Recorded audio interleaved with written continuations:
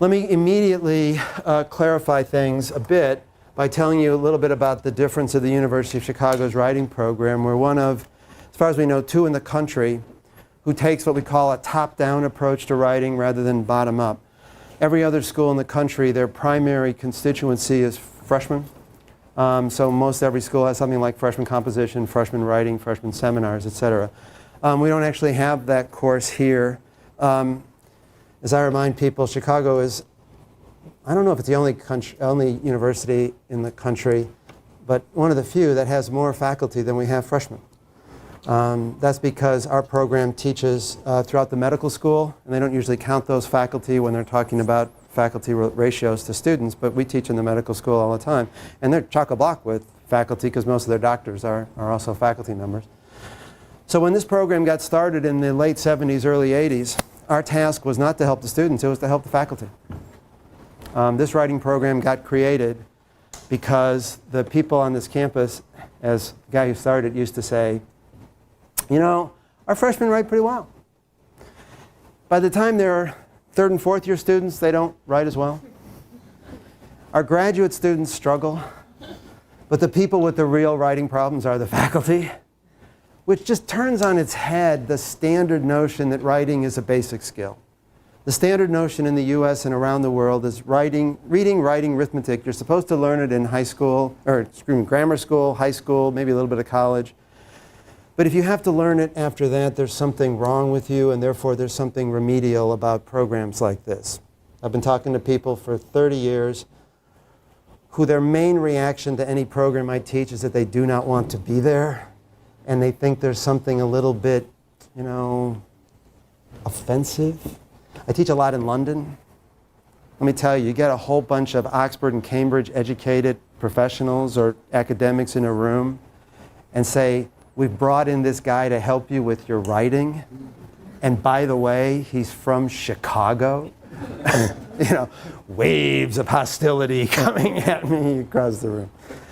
So I need to know that this is not a remedial writing course. This is not a course in anything that you should have learned earlier on and didn't. It is overwhelmingly not a course in rules. I am not going to give you rules for writing. In fact, I'm going to spend a lot of time attacking the fact that your training has been rule-governed training. We think that is very bad for people who are operating at the level that you're operating. Rule-governed training is very useful for people who are, and forgive me for saying this, who are churning out a lot of writing, each of which is of relatively low value. So if you're working at a business where you have to write a short memo every day or two to convey some information to somebody, it's fine to have a rule. It's fine to say, this is what it's going to look like, here's what your sentences should look like, get it out. But that is not what you're doing. That is not the level of value your work has to generate. And so one of the things that I'm going to be saying to you is you need to stop thinking about rules and start thinking about readers. So here's the problem that experts have. You are, in our vocabulary, you are what we call expert writers. What this means is not that you are necessarily expert at writing, although you may be extremely good at writers. But what it means is that you are writing about a subject at which you have expert knowledge.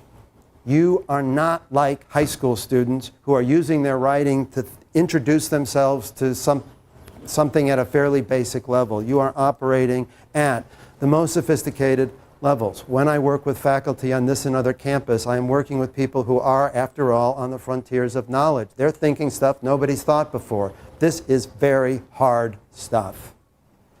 So, here's what you're doing. You are thinking about your world in very difficult ways. This is a terrifically good thing, and it's the source of most of the value of your work. Now, you are also writing about that world. And this is where a problem starts arising. Unlike a journalist, almost surely you are using your writing process to help yourself think. In other words, the thinking that you're doing is at such a level of complexity that you have to use writing to help yourself do your thinking.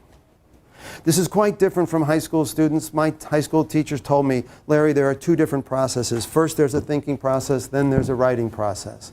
I had a teacher who said to me, you are not ready to write your first word until you are finished thinking. And she said to me, to prove this to you, I'm going to have you, whenever you turn in a paper, I'm going to have you turn in the outline you use to do your thinking. This was not a problem for me. First I wrote the paper, then I wrote the outline. But I thought I was the only one. I thought everybody else, when they did this thinking, just, thought it till they were done. And then their essay, like Athena, burst from their forehead onto the page. I thought I was trying to keep it secret that I didn't work that way. Nobody works that way. It doesn't mean you don't have outlines or a good idea. It doesn't mean you don't take notes. It's a good idea. It doesn't mean you don't have other ways of thinking, but you are using your writing to help yourself think. If you don't do this, for most people, you cannot think at the level you need to think. Quite different, say, from a journalist who's sitting down writing. The journalist is not using the writing process to think up new ideas about the world. You are. This means you have a very different set of writing challenges than anybody else has. This is a course about those challenges. Our program is about those challenges. Because here's the challenge. You write this text, this grant proposal, this article, this dissertation proposal, this book. You actually generate it on the horizontal axis. You actually generate the text while you are doing your thinking. But then, you're going to send this text out to readers. And the readers are going to look through that text, and if you've done your job, they're going to change the way they see the world. So here's the problem symbolically. You actually generate a text on the horizontal axis, but whether it does its job depends on the vertical axis. And here's the problem. Very predictably, experts use language in one set of patterns to do their thinking, but those very same experts read with a different pattern. So here's what happens. You have used your text as you must use it to help yourself think, but you're going to use writing patterns and language patterns that interfere with the way your readers read when they read, even when those readers are also other experts. So you are interfering with their reading process when you're writing. I promise you, you are. What happens to readers when you do that? The last thing they're going to do is they're just going to stop. What happens before then? What leads up to that stopping? You're absolutely right, they stop. But let's talk a little bit about what leads up to it. You're writing like this, they're reading like this. What's the first thing that happens to them? This has never happened to you? Pardon? I can't hear. You cannot interpret it, right? Right. So they misunderstand. That's the second thing that happens. The second thing that happens is you interfere, they do not understand. What's the first thing that happens? They're skipping stuff. I'm going to put that in the bucket of stopping. They just stop. Either in little ways or big ways, they stop. Right? What's the first thing that happens? This has never happened to you? You've never tried to read something which was clearly not written in the way you're trying to read it? I bet that in the last week you've read stuff that was not written in the way you are seeking to read it. What's the first thing that happens to you? It seems muddled. I'm going to put that in the doesn't understand bucket. See what I mean? I mean, I'm being crude. Pardon me? Paragraphs. You need to reread paragraphs. You're reading it over and over and over. The first thing that happens is you slow down. And rereading is a version of slowing down. You either read more slowly the first time or you have to read and reread and reread and reread. You slow down. We're going to get back to why this matters in a minute. Second, you don't understand. Third, come on, you get aggravated. Then you're done. Right? You're done. Now, when this happens to you and you reread and reread, why did you do that? Why didn't you just stop? Because I need to read the content or understand the content of that paper. That's exactly right. What do you suppose happens if they don't need to read it? They don't. The problem is, forgive me for saying this, you have no idea how to handle that problem. You don't. You really don't. Why not? How many things have you written in your life? Imagine the number of academic-y stuff. Forget the letters and all that kind of stuff. Academic-y stuff. Order of magnitude. I don't know. 300? 300 texts, let's make it up. 500? 1,000? I don't know how many it is. We'll make it up. I'll make it up. 200. 200. 100. How about 100? She's better with 100. You've written 100 academic texts in your life. Did the readers stop reading them? Did they? Never. No. Why not? They were grading it. Let's be a little more crude about it. They were paid. Oh my God, guys. Academics get all freaked out when I talk about money. I said, guys, I got news for you. Your teachers read your stuff because they were paid to what? Were your teachers reading your text to think about the world? That's not what they're paid to do. Why were your teachers reading your text? Why were people paying them to do it? To change the way they see the world? No. Why?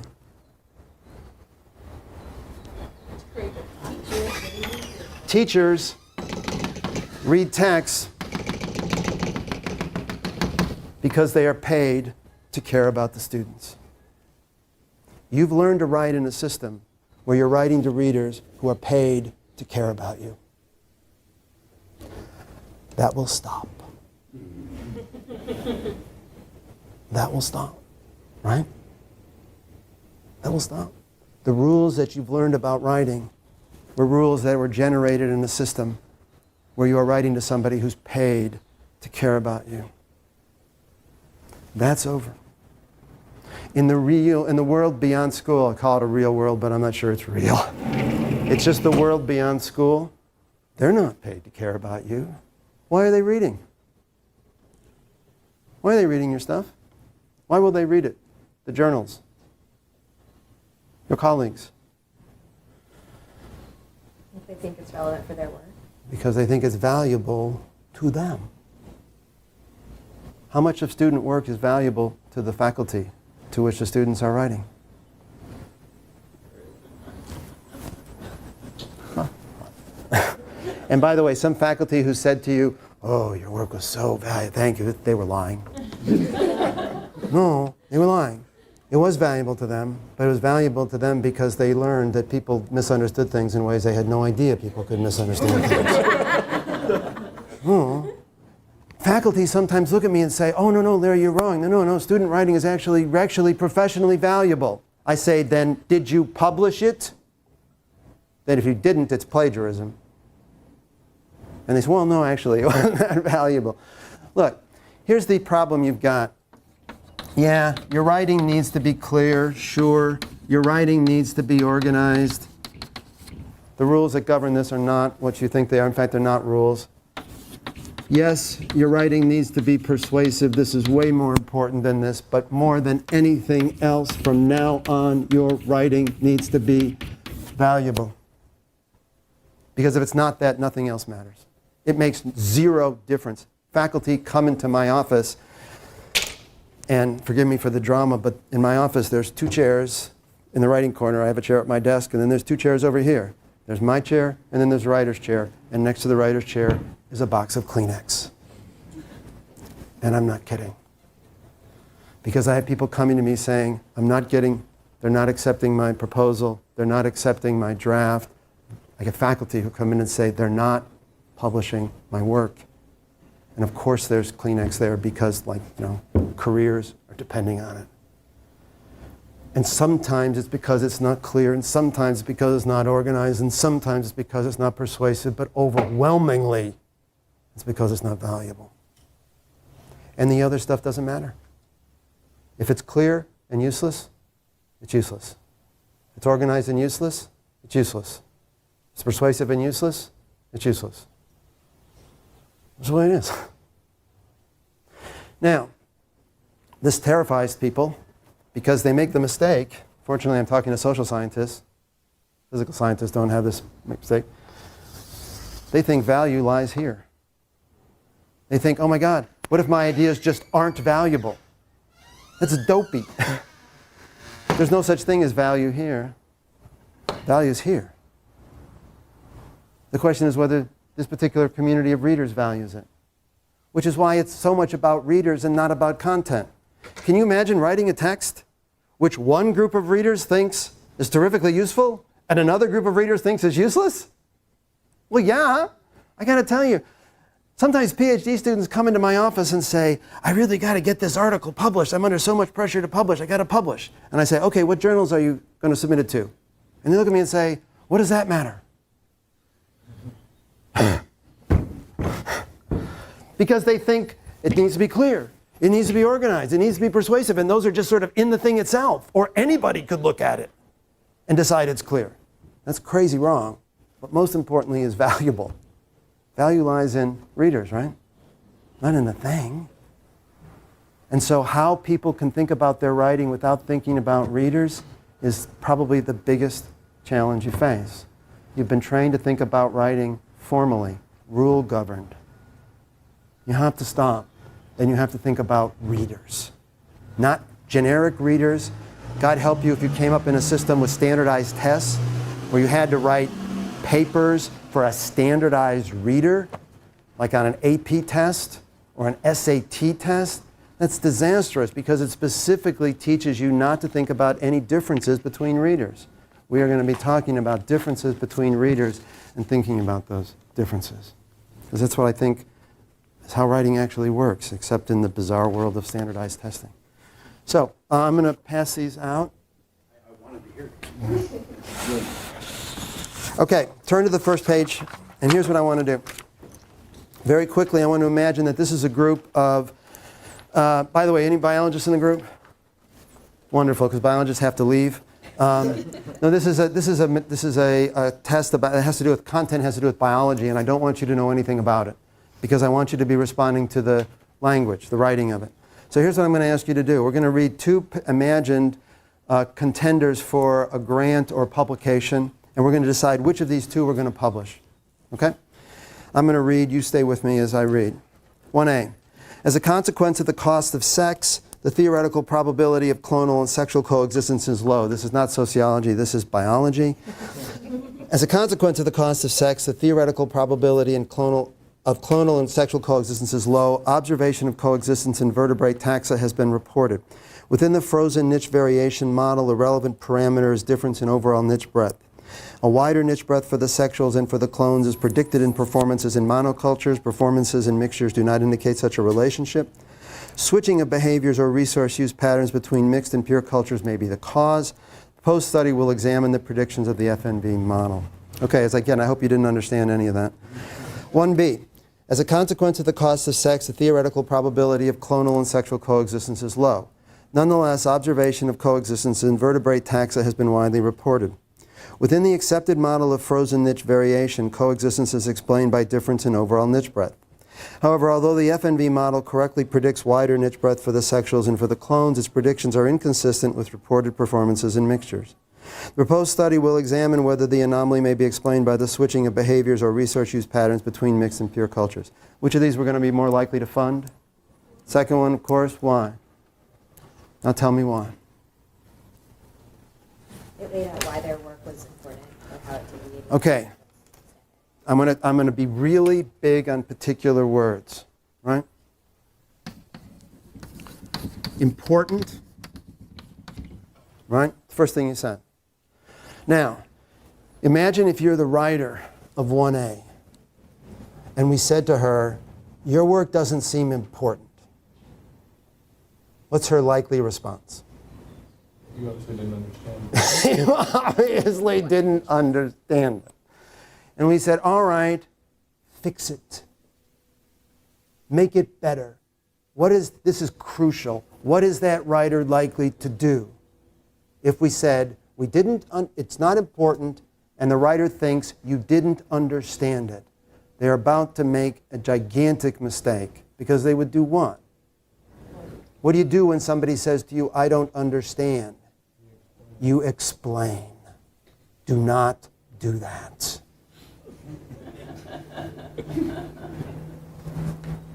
You think I'm kidding? Why do I not want you to explain? And by the way, why did your teachers want you to explain? Why did your teachers want you to explain stuff? They want to know what you're thinking. Because they wanted to know whether you understood it. You guys don't know how to explain stuff. You explain stuff under the model of demonstrating to somebody that you understand it. That's how you've learned to explain. You don't even know that you've done this. You have learned that what explaining is, it's revealing to the world the inside of your head. No one cares about the inside of your head. At least, not unless you pay us. If you pay us to care, we will care. Right? But in the real world, you're going to stop paying your readers to care about the inside of your head. Here's a shock. You think writing is conveying your ideas. It's not. Let me say that again. You think that writing is communicating your ideas to your readers. It is not.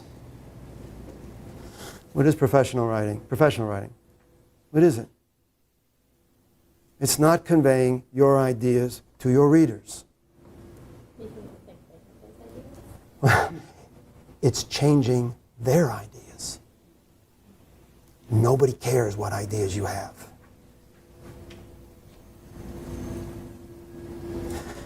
This is way more radical than it sounds.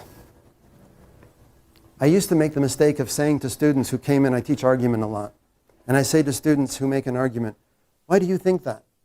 And then I realize this is a horrible question. It's a teacherly question. A teacher says, why do you think that? Because the teacher wants to know what? What's in his head. I said, oh my God, I'm doing the same thing. So now I don't say to him, why do you think that? I say now, why should I think that? Because I think that. And guess what? That doesn't work. Right? Which is interesting why it doesn't work in academia. Why doesn't it work in academia? Why doesn't that work? Of professionals. This is a great question, right? Why is it that I don't say, okay, you think it, I'll think it? Why does that not work in, I mean, at least it's not supposed to work. Sometimes it works. But why is it not supposed to work in an academic realm? Because we are all stubborn. Because what? We are all stubborn. Well, that's probably why it does work, but that's not why it's supposed to work. It's supposed to critically examine everything. Because there's a rule of Western academia. It's rule that's, of course, broken in the breach a million times. But the rule says nothing will be accepted as knowledge or understanding until it has been challenged by someone competent to challenge it. That's the rule. This is very important because it changes your readers. Look, teachers read because they're paid to care about writers. Some readers in the world, in many cases, read to find out information they need. If you go to somebody on the quad and say, excuse me, or somebody stops you on the quad and says, excuse me, can you tell me how to get to the library? And you say, okay, yeah, go over there and turn right and go up there. They don't say, well, I doubt that. Because they don't, as readers, have the function of challenging what you say. But at least in theory and in a lot of practice, your readers are different from those readers on the quad, and they're way different from teachers. Your readers have the professional function of challenging what you say. So explaining turns out only to happen inside of these two functions. You only explain inside of value having been generated and persuasion having begun. It is an enormous mistake of PhD level writers that they try to explain first. And I know why you try to explain first, because in school they just wanted you to explain first because the whole thing was just about seeing what you know. Start explaining. Line 1, classic thing, begin with the definition. Teachers love this. Begin with the definition because it tells the teachers that what? You know the definition. Don't begin with definition, guys. All right? So, back to B. How are you going to make it important? How do you make it important? Now, the second word you said. Oh, no, that's a terrible word. Do me a favor and Do me a favor, take the word new, or worse, original. If you think that you're here to do new and original work, if you would find the synapse in your brain that is storing those words, kill it.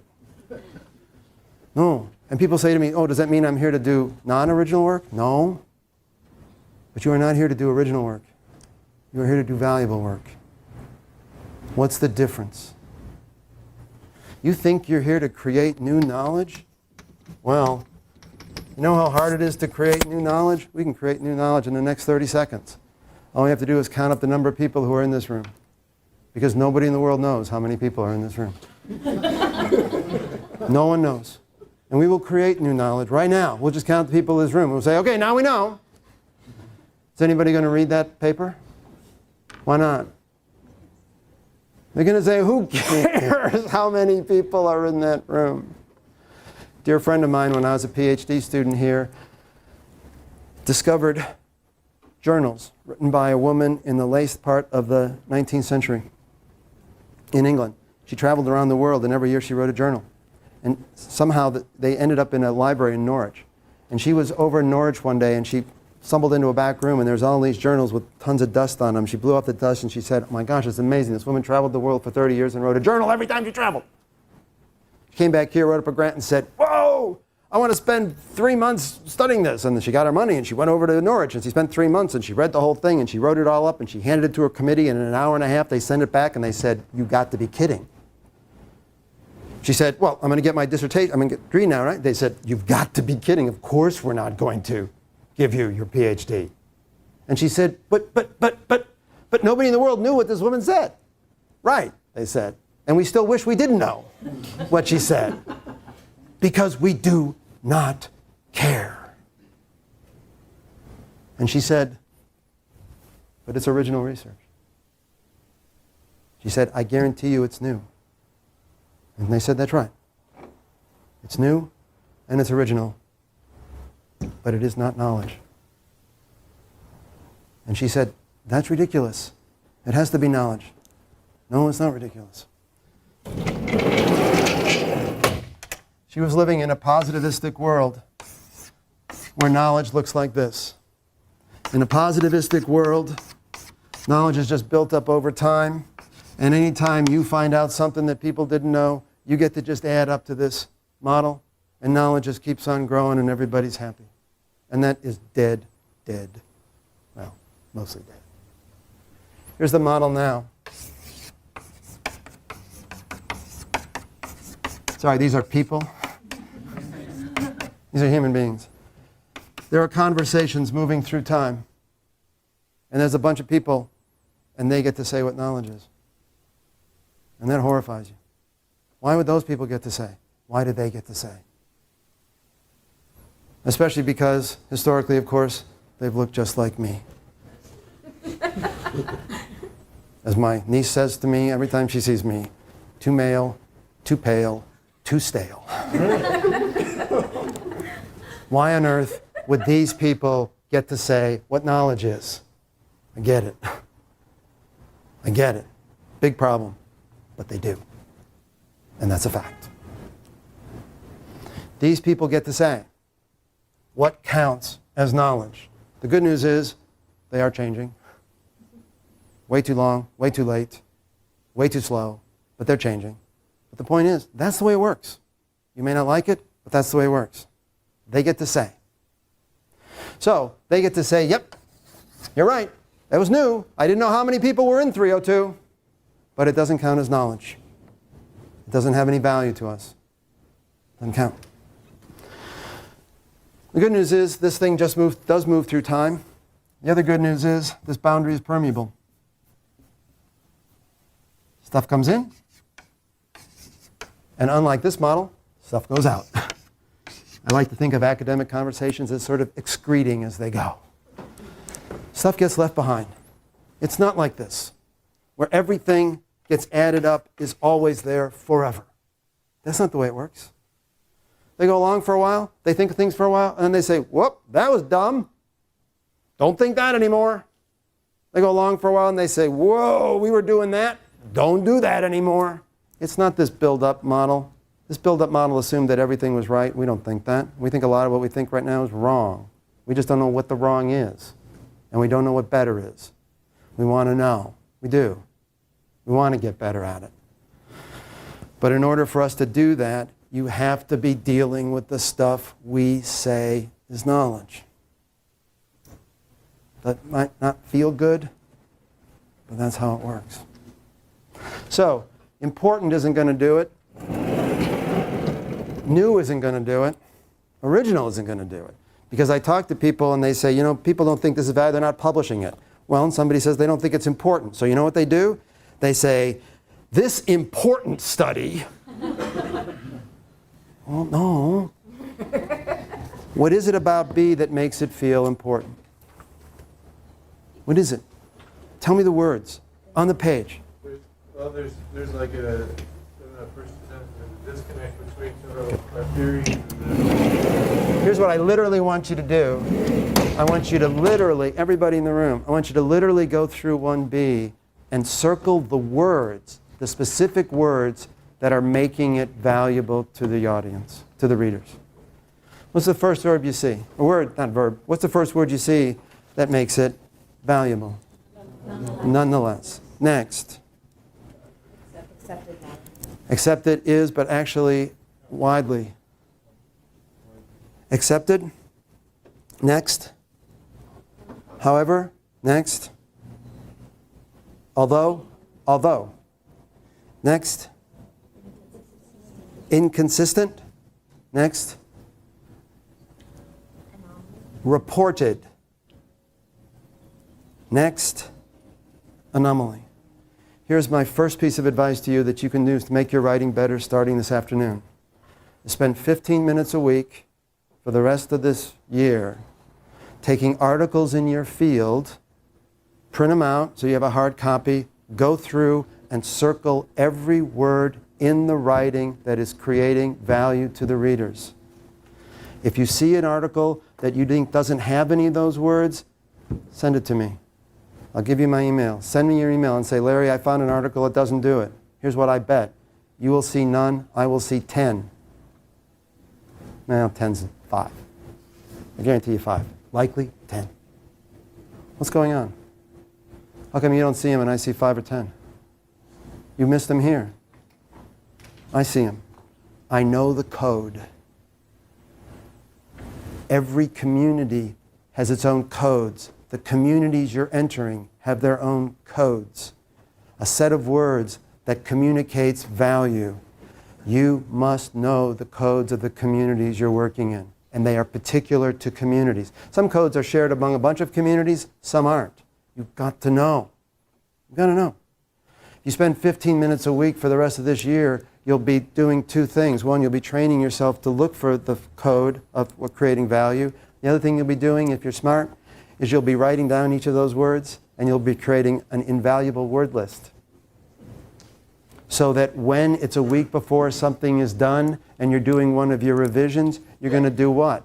You're going to do the same thing on your own work. And if you can't underline 10 words in the first 2 paragraphs, you're going to do what? You're going to go to the word list and you're going to jump them in.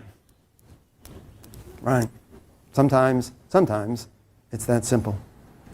Sometimes we take articles that wouldn't get published, and in an hour we do things and they get published. Sometimes weeks. I'm not suggesting this is always magic, but sometimes it's magic. Because sometimes the problems are pretty simple. The problems have to do with these people. You have to know them. As I say to undergraduates who look at me and they say, why does it take 6 years or 5 years or even 4 years to get a PhD? Aren't they just learning more stuff? No. Half their time is spent learning more stuff. The other half is learning their readers. I will say this again. If you do not know your readers, the particular people in a community,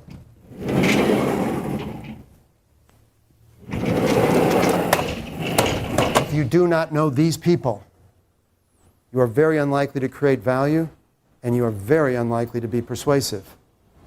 Because persuasion depends on what they doubt. If you don't know what they doubt, how on earth are you going to overcome those doubts?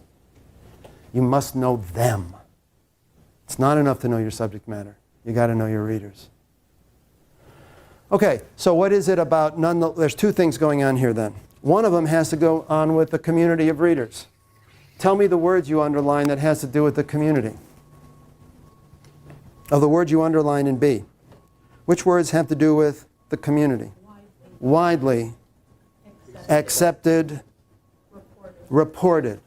Those are words that cued that there was a community of people who want to understand this. You don't have those words, you're not signaling any community. What do the other words do? Nonetheless, however, although, what do they do? They create a flow to a certain extent. They do. And find the synapse in your head that has that word and kill it. Okay. Here's what's going on. He has been told or taught or learned that in order to have persuasive, clear, organized prose, you had to have what are sometimes called flow words or are sometimes called transition words. Words like because and if and unless and however and although and but. All right? Are those words bad? Those words aren't bad. I mean, is it bad to have flow? It's not bad to have flow. But they have nothing to do with value. Why?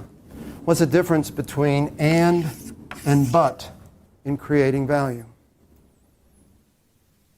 That challenges the point making by someone else. That's it. Imagine if you go to your readers and say, hey readers, hey community, hey community, I've read your stuff.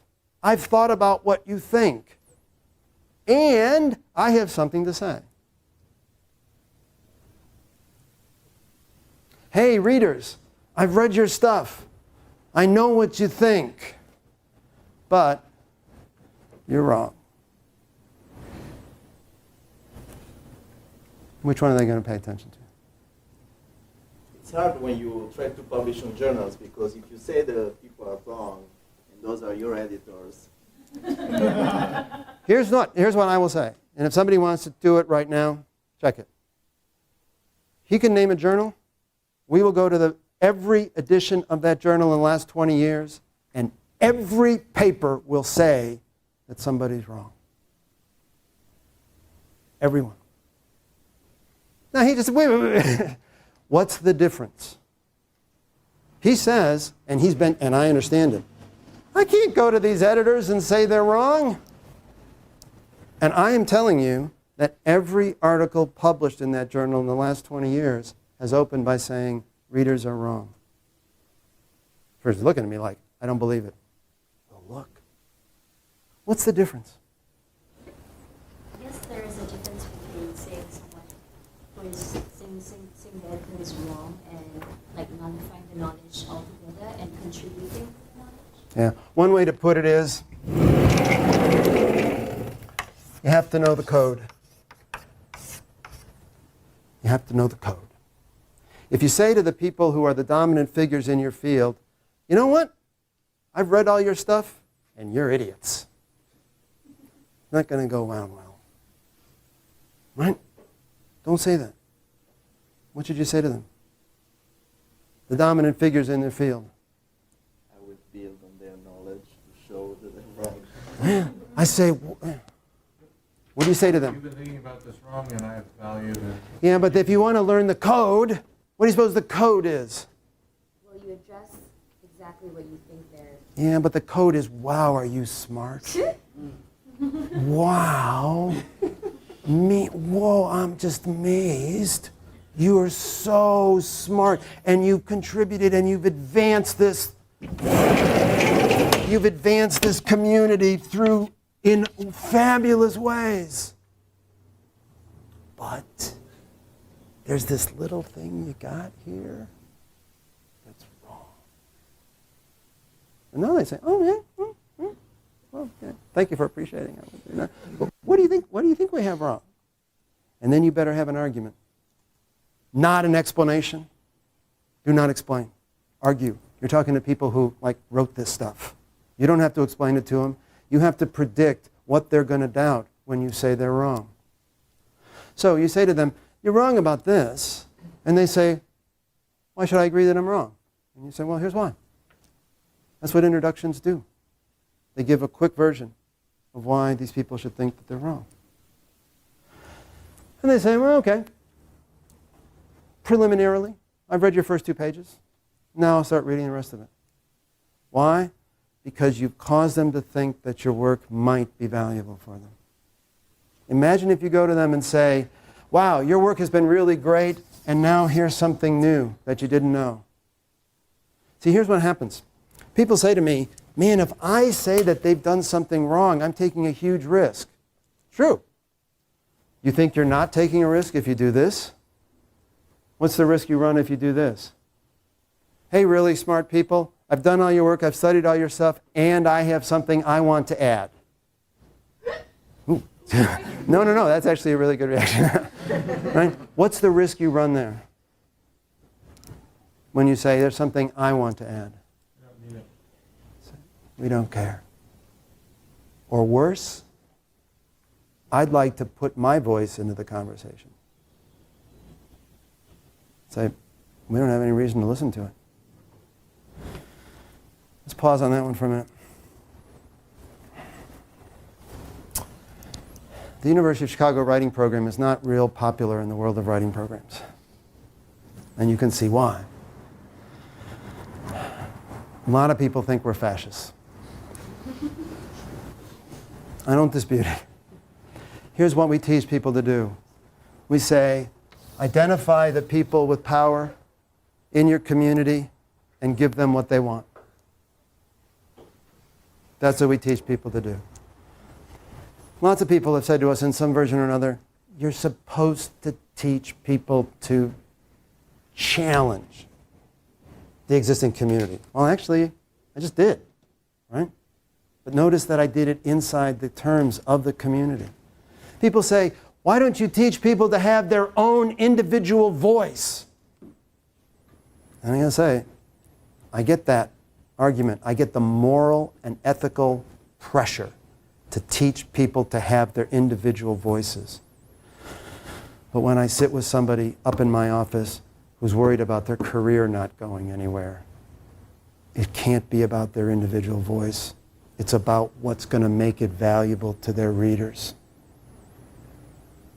You need to understand that this program that we have is motivated by those people who have come to us and said our writing is not succeeding, and the whole program is aimed at them. How do you make them, help them succeed? There's a ton of ethical issues involved in that. You don't really care, I just want to put them out there. There's also the personal at-risk issue. You want me to go to this really important person, the editors of this journal, and tell them they're wrong. Yeah, I do. I need you to do it under the code. You want to do it under the code. There's polite ways to do it. There's insulting ways to do it. You need to learn how they do it in that community. If you don't do it in the way they code it, you're going to get slapped down. But what if you don't do it at all? You're going to get rejected. Right? So, all right. Sorry for the drama. Oh my gosh, especially because we're on page 1 of a 30-page handout. All right, page 2.